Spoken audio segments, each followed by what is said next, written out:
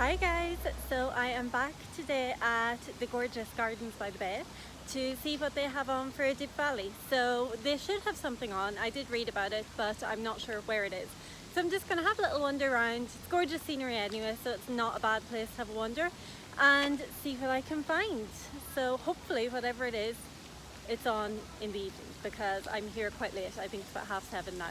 So, well, not late, but if it's a daytime thing, it might be closed. So yeah, see what's on and have a little look around. There does seem to be another festival coming up here in the next few days, starting on the 18th, called Neon Youth, and it's got music, it's got like movie screenings, and it's got just different things like that going on. Like I think there's a dream catcher workshop which I'm really interested in.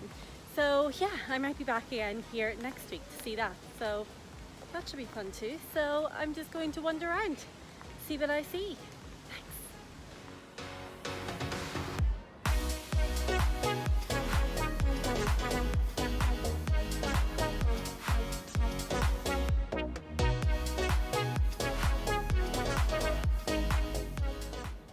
So I am just walking around in the Super Tree Grove now, trying to find some of the programs that were lined up for Deepavali.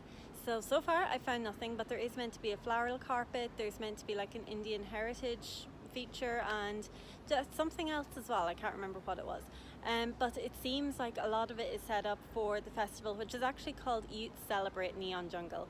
And there's lots of the neon kind of signage for that set up. It's not switched on because it doesn't start until the 18th, but it seems like that is the biggest thing that's coming. So I'm going to have to wander around a bit more because I really want to see the things for Deepavali, but let's see what I can find.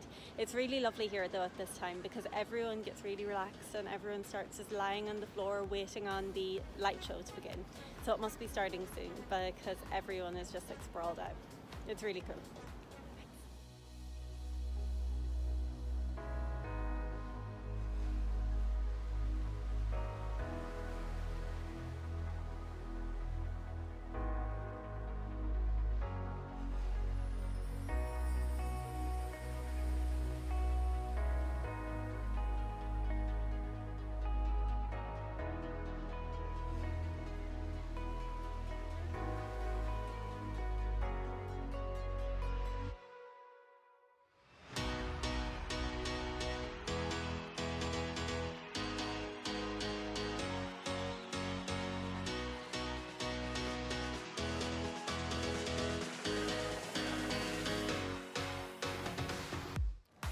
So I just caught the Garden Rhapsody and honestly I never get tired of that. I absolutely love it. So I've also found the area for Deepavali, so I'm going to have a little look through that and see what they have. So I found the flower carpet, which isn't what I expected it to be, but looks really cool, so we'll have a little look.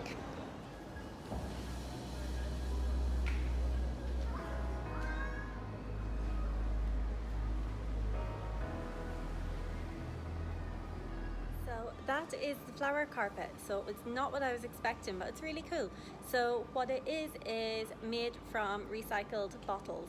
So the tops were cut and then the bottles were painted and made into this carpet. So the way it looks is it looks like you can put like little battery operated tea lights in it because Diwali is all about the festival of light, and they don't have them in here now, but it looks like that was kind of the intention when they were designing it. And it broke a record for the most people painting bottles, I think, painting recycled bottles in Singapore. Let me check that, it's on the wall right behind me. Okay, the exact wording is most people painting reused bottles together in Singapore. So that was the record. So it is a little bit of a kind of niche record to break, but still it's impressive and it's environmentally friendly, reusing, which is good.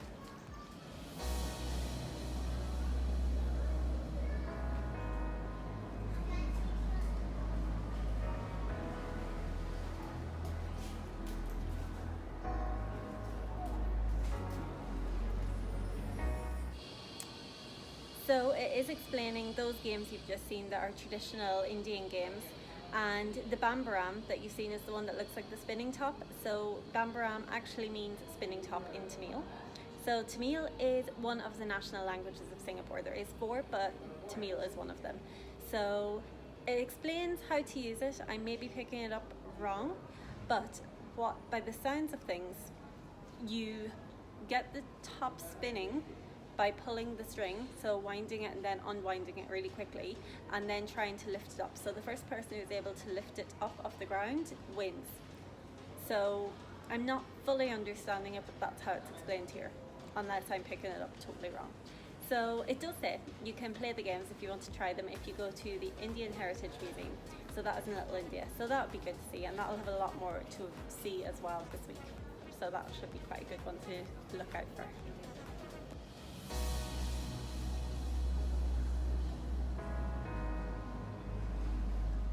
So they're explaining about some traditional Indian crafts. So one is kolam, which sounds really interesting. It's the craft of making a pattern on the floor in rice, in different grains, in colourful patterns, and it's just for decoration. So that looks really cool, and that was actually what I was hoping to see. I was hoping they'd have some of that here, but they didn't.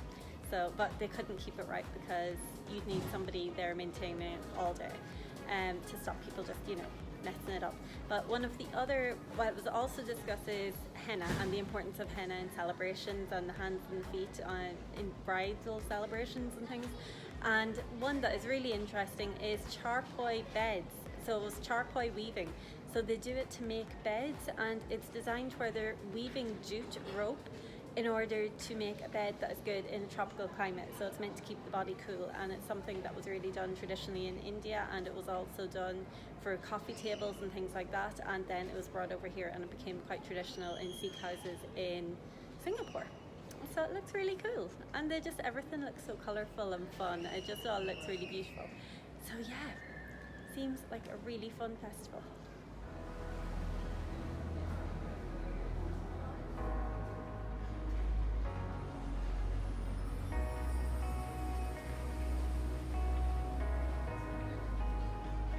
So that was a photo of Serangoon Road years ago. So a really old photo. It is from the archives. Not a clue when, but a really old photo of how it used to look with all the shop houses whenever people would come over from India first.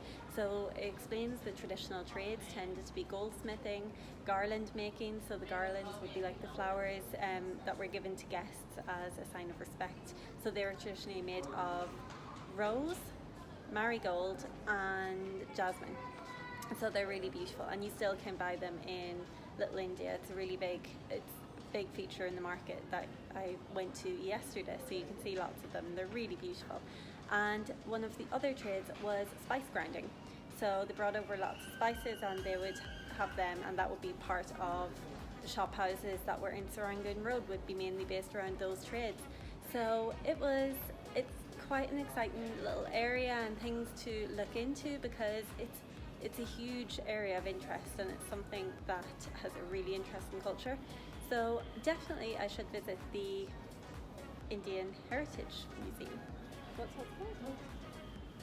Don't know. I think, yes, the Indian Heritage Museum. I'm sure that's what it's called. So yeah, I'm going to give that a go.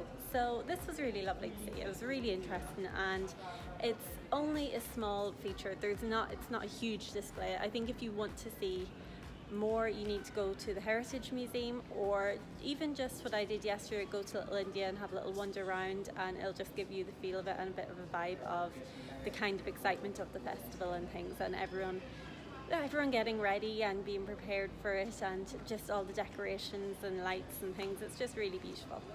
And so yeah, so that was lovely to see. I am going to go home now, and tomorrow I will try and see if I can find something else probably related to this, possibly the Indian Heritage Museum or something else that's on in the area.